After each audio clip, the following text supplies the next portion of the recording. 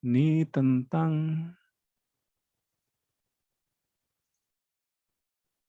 e-book.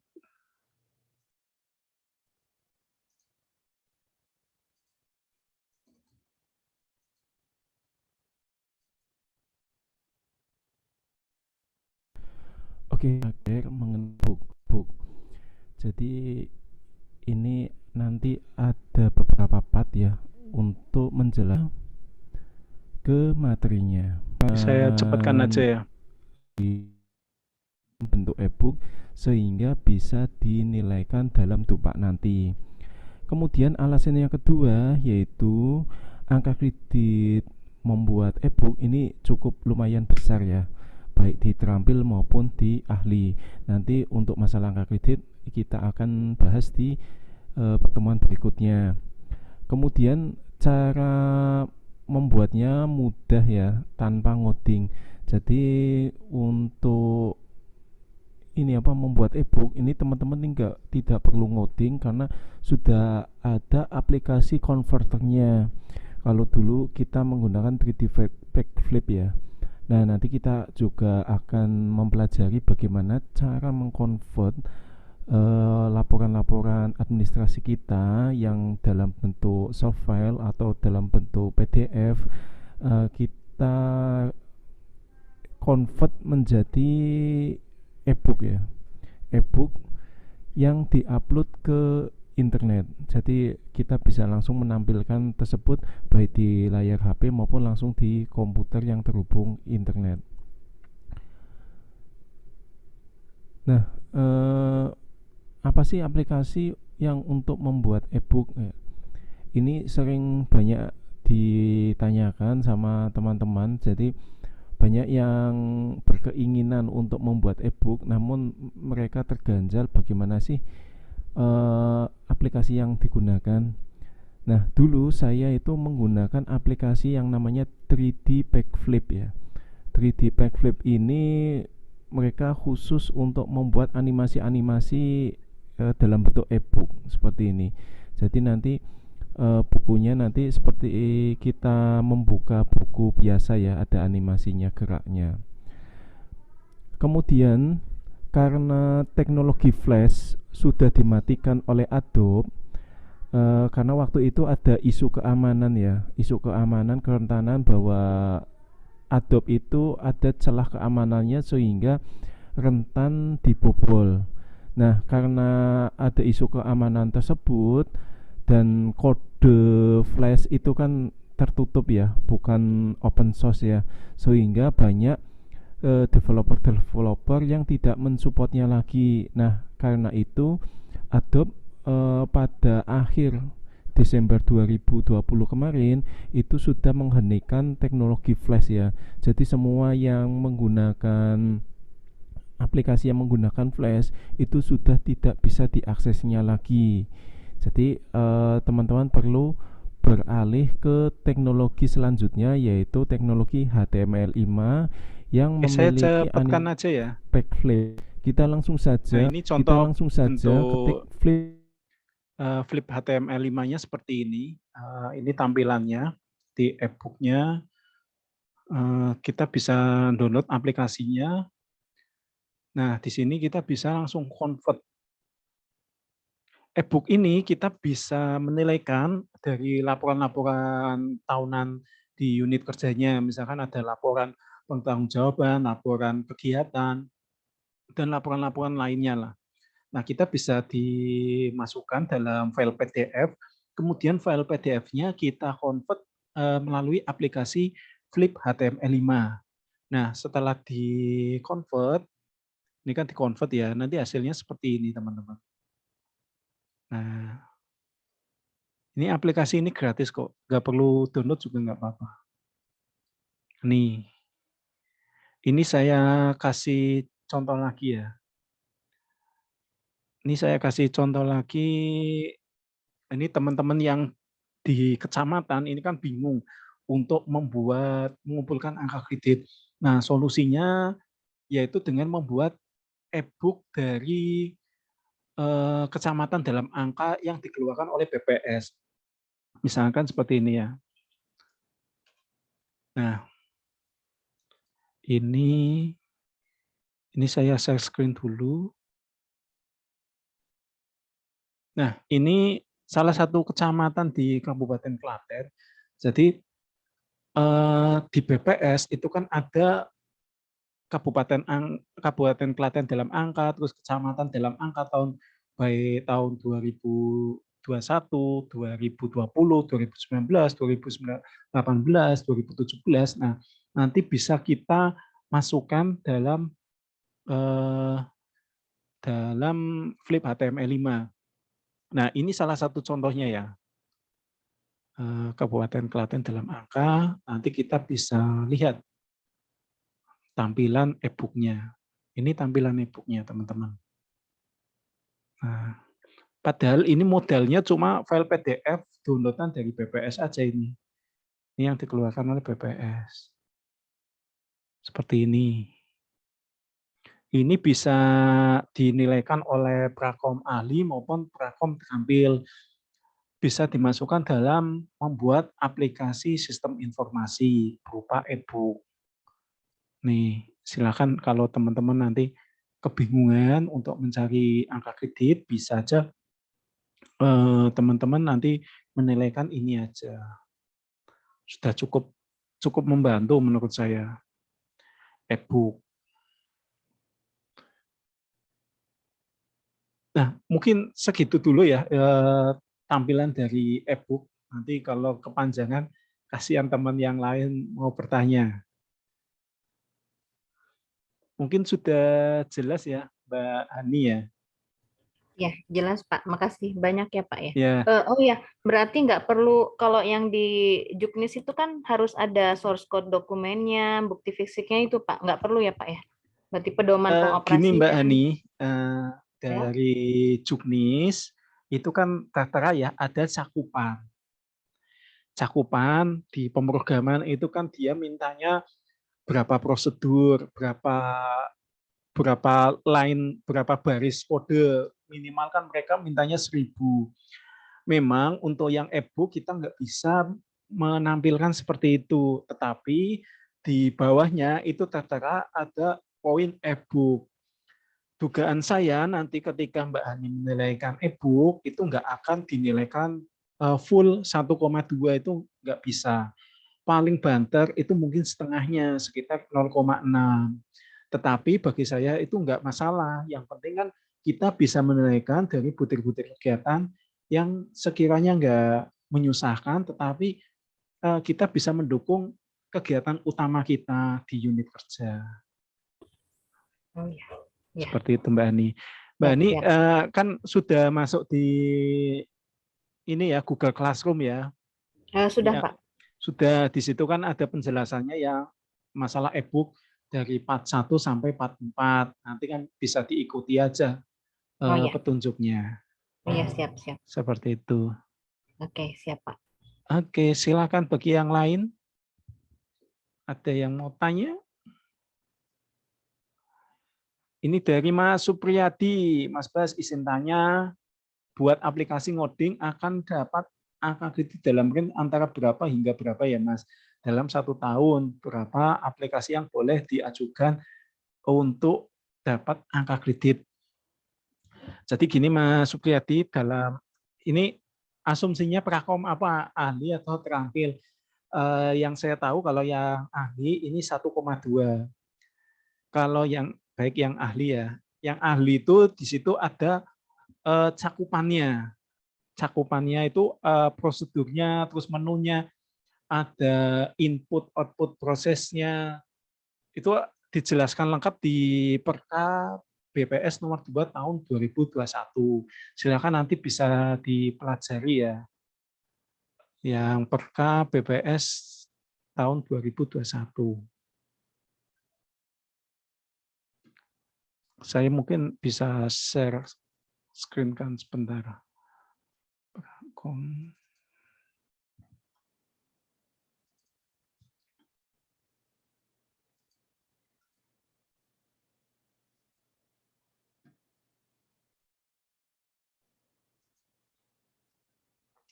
Membuat aplikasi sistem informasi. Ctrl F.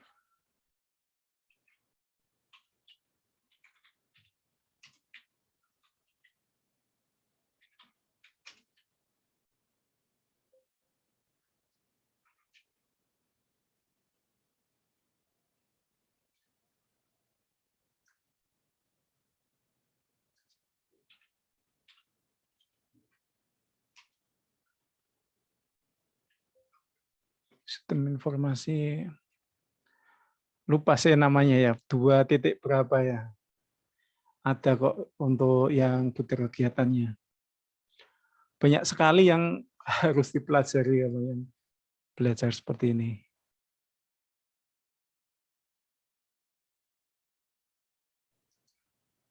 Oke, mungkin yang lain ada yang mau ditanyakan?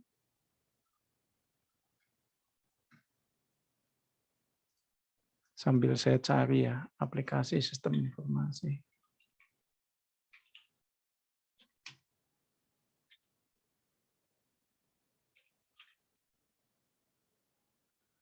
Oh, ini program.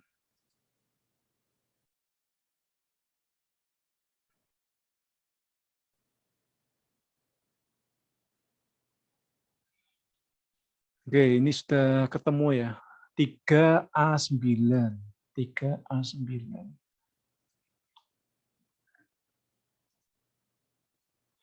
Nih, jadi membuat program aplikasi sistem informasi. Tadi kan Mas Supriyadi tanya mengenai range-nya ya. Range-nya. Ini nilainya 1,210. Nah, di sini ada bukti fisik yang perlu dilampirkan. Ini ada 3. Yang pertama source code, yang kedua pedoman pengoperasian, yang ketiga demo atau list program yang diperlukan untuk prosedur. Nah, di sini ini sudah dijelaskan, ini nilainya 10%, ini 15%, kemudian di sini 75%. Source code dokumen adalah dokumen teknis yang menjelaskan bagaimana coding pada program yang dibuat tersebut dapat berjalan. Nah, source code dokumen ini meliputi deskripsi singkat program aplikasi, petunjuk aplikasi, penjelasan terkait standarisasi coding, framework yang digunakan, pattern design, kemudian penjelasan fungsi-fungsi tertentu, spesifikasi program yang di dalamnya mencakup deskripsi program, struktur database, fungsi-fungsi, batasan, dan karakteristik program. Kemudian kriteria pengajuan program. Nah, kalau ini dari poin 1 sampai poin 3 lengkap, maka bisa dinilai 100%. Tetapi kalau ada beberapa part yang terlewatkan, maka bisa di diskon nilainya, istilahnya seperti itu. Kemudian batasannya dalam 1 tahun, ini ada 18 program per tahun. Seperti itu Mas Supriyadi. Nanti Mas Supriyadi bisa membaca di Perka BPS nomor 2 tahun 2021. Seperti itu. Oke, ada yang lain? Silakan raise hand atau apa?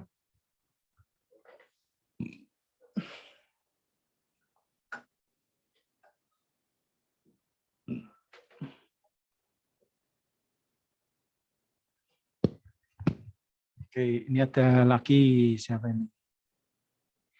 Mas Andre lagi. Untuk bukti kegiatan terampil melakukan perekaman data dengan pemindaian, itu batasannya bagaimana Pak? Karena tidak ada batasan sama sekali dalam setahun, serta bagaimana bukti fisik.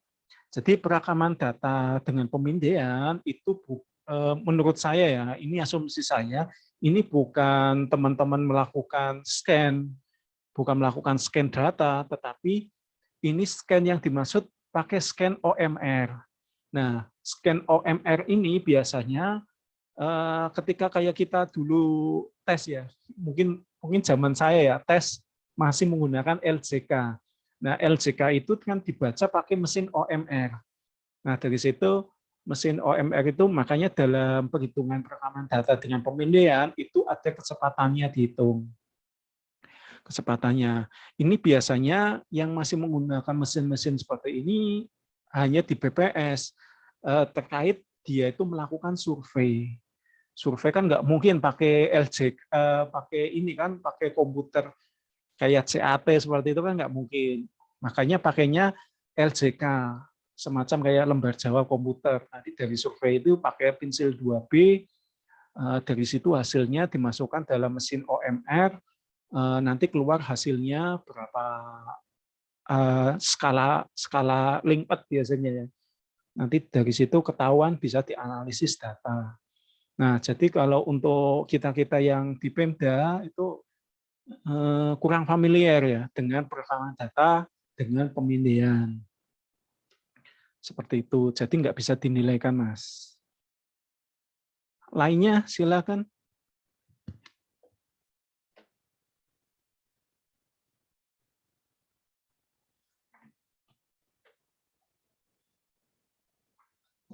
Mbak Hani, apakah mau tanya lagi?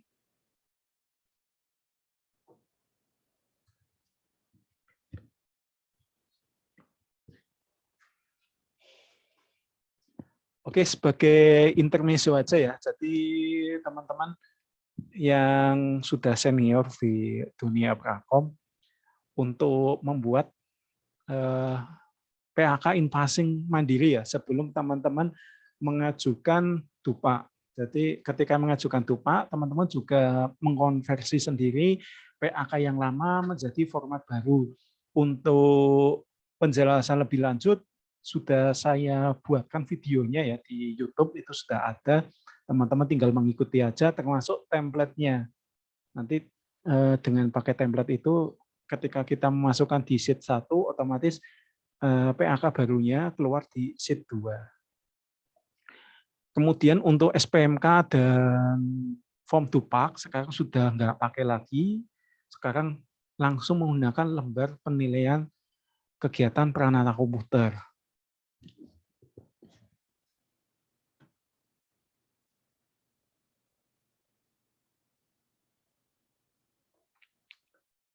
Oke, kemudian ini sedikit informasi aja, jadi nanti insya Allah di bulan Februari saya akan mengadakan kelas DUPAK. Nah, kelas DUPAK ini kita menggunakan format yang baru. Kalau mungkin yang lama-lama ini kan videonya masih kepanjangan atau mungkin kurang efisien dalam penyampaian, nanti ada beberapa pembaharuan di video-videonya. Kemudian nanti sistemnya, insya Allah nanti kita modelnya lebih simpel, pakainya berlangganan di YouTube. Jadi ketika teman-teman mau melanjutkan berlangganan, ya silakan. Nanti dari situ ada video-video yang khusus untuk kelas DUPAK sendiri, jadi nggak bisa diakses oleh secara publik ya. Jadi khusus untuk yang sudah berlangganan di kelas DUPAK nanti bisa akses di situ.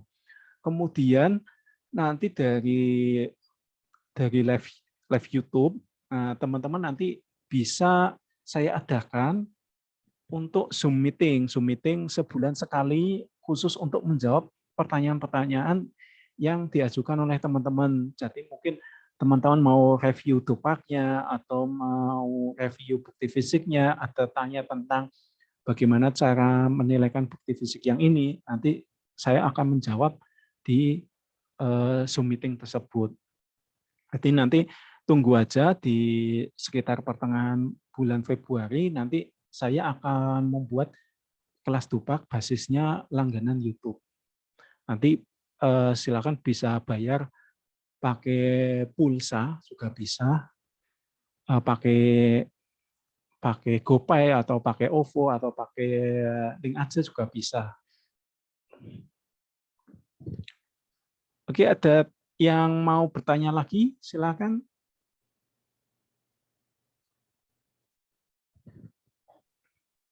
Izin tanya, yang mengenai kelas DUPAK Februari nanti, insya Allah, apakah CPNS 2021 juga bisa join ya Pak? Ya, Kan bisa di, sekali Mbak. kan di situ sepertinya masih dalam proses penetapan NIP. Bagaimana kalau CPNS 2021 bisa join atau bagaimana? Oke Mbak Risna, jadi teman-teman CPNS sebenarnya di awal Februari itu NIP-nya sudah ada.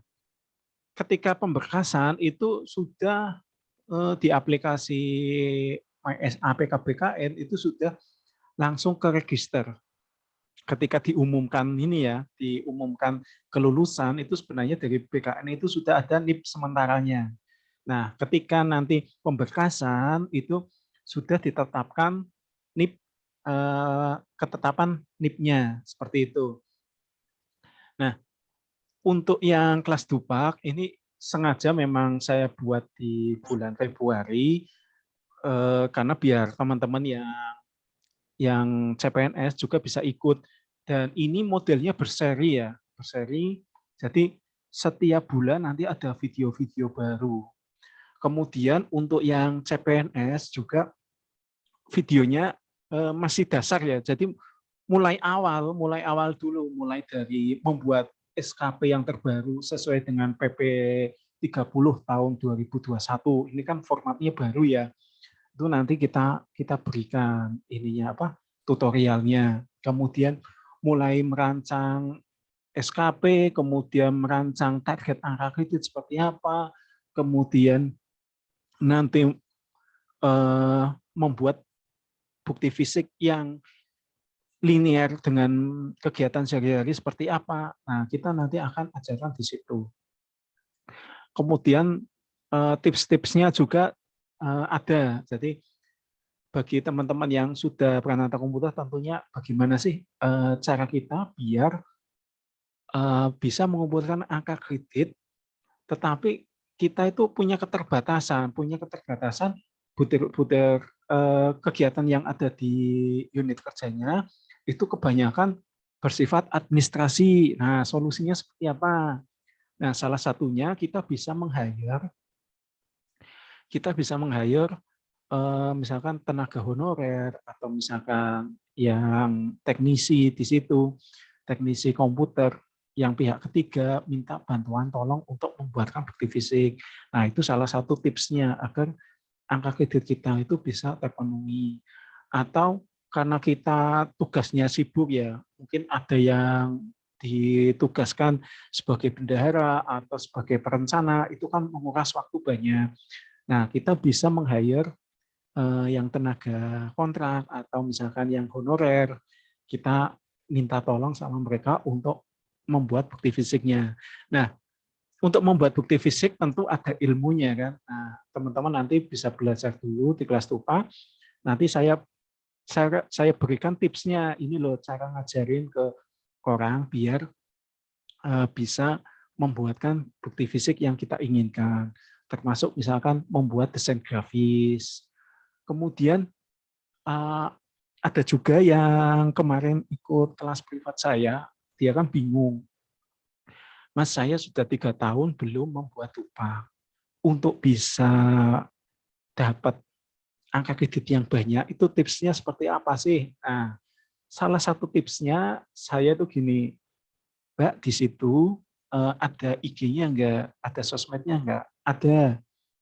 Nah, bisa itu yang postingan-postingan itu, yang gambar-gambar, di-download aja Mbak, di-download, kemudian dibuatkan bukti fisik, dinilaikan dalam membuat desain grafis.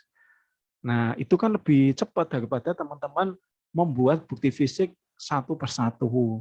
Tentunya dengan memanfaatkan bukti fisik yang sudah ada, kita bisa jauh lebih cepat untuk mengumpulkan angka kredit. Oke ya, mungkin sekilas dongengnya seperti itu. Bagi yang mau bertanya silakan, saya persilakan lagi.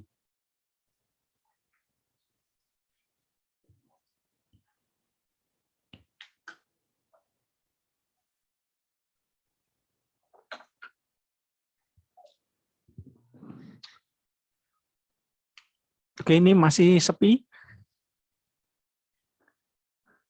Mas Arif, monitor. Siap Pak Bas, masih ada di sini. Kirain tidur. Ini mau dibatasi sampai jam berapa atau bagaimana ini Pak? Ini kalau misalkan jam 12 nggak ada yang bertanya, kita cukupkan aja ya, pas waktu duhur. Jadi silakan ditanyakan, mumpung saya masih di sini. Belum makan siang.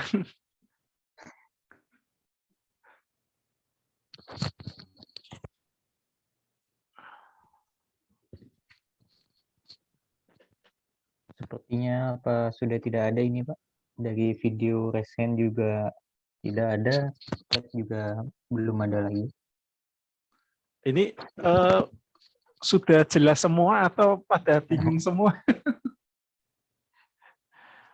Memang pembicaraan seperti ini agak ini ya, apa, untuk membicarakan masalah dupakan atau komputer memang harus urut ya teman-teman ya. Nggak bisa loncat-loncat. Memang makanya di kelas dupak ini saya berusaha untuk membuatkan secara urut, mulai dari membuat SKP-nya, kemudian menentukan target angka kreditnya, kemudian kita menyesuaikan dengan skill yang kita miliki, kemudian kita sesuaikan juga dengan unit kerjanya seperti apa, banyak di pengolahan data atau banyak di infrastruktur jaringan atau hardware, atau di aplikasinya, tentunya menyesuaikan dengan penempatan unit kerja kita seperti apa.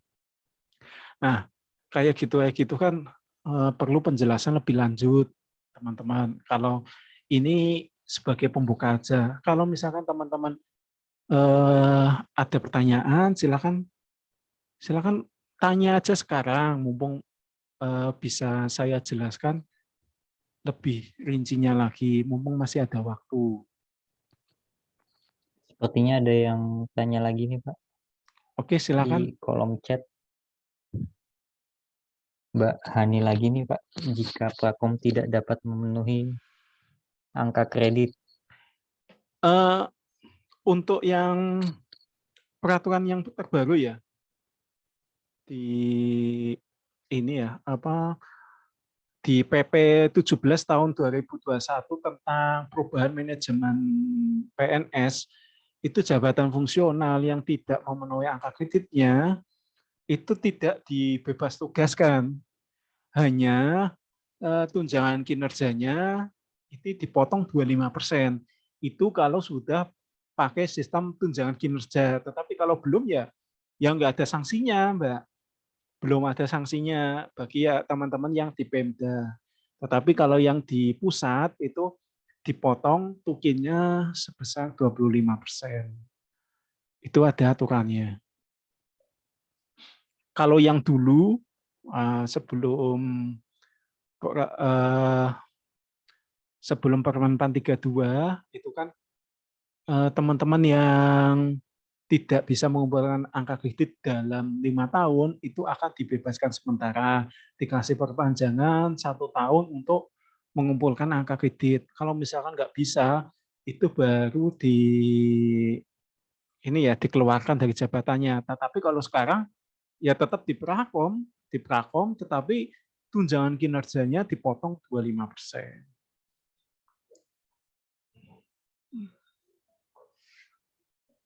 Oke.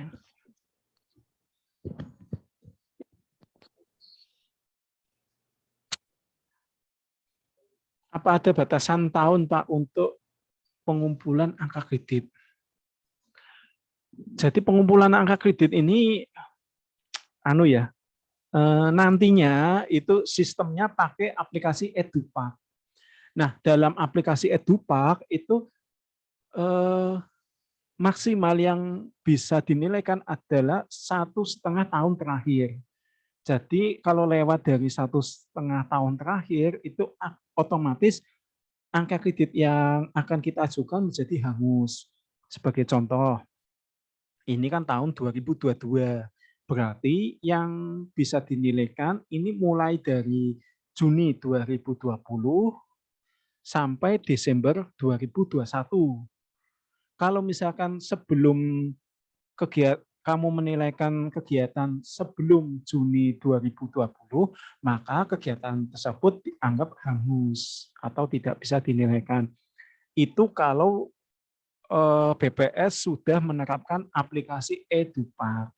Sementara ini belum, sebenarnya sudah jadi aplikasi Edupaknya ya, tapi baru sebatas di lingkup BPS sendiri sama beberapa instansi pusat.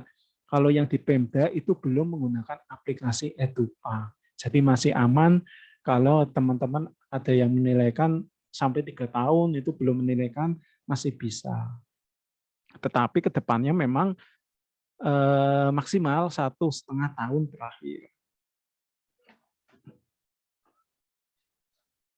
Oke, lainnya?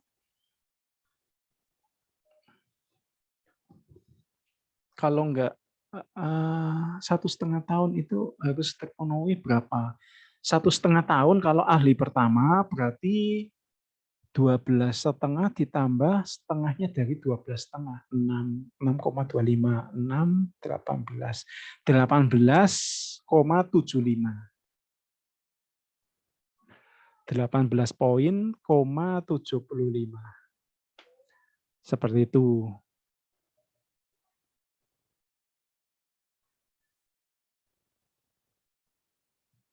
Ini kayaknya sudah nggak ada yang tanya lagi, Mas Arief. Bisa ditutup aja Siap. untuk pertemuan hari ini. Iya, baik. Terima kasih Pak Bos sudah memberikan penjelasan yang sangat kompleks ya, banyak sekali. Nah, ini harapannya buat nanti teman-teman yang belum jelas atau mungkin masih kurang, nah ini bisa ditanyakan juga di Telegram atau diskusi via chat juga seperti itu. Nah, ini untuk pertemuan kali ini kita bisa cukupkan. Terima kasih. Selamat siang. Wassalamualaikum warahmatullahi wabarakatuh. Waalaikumsalam warahmatullahi wabarakatuh.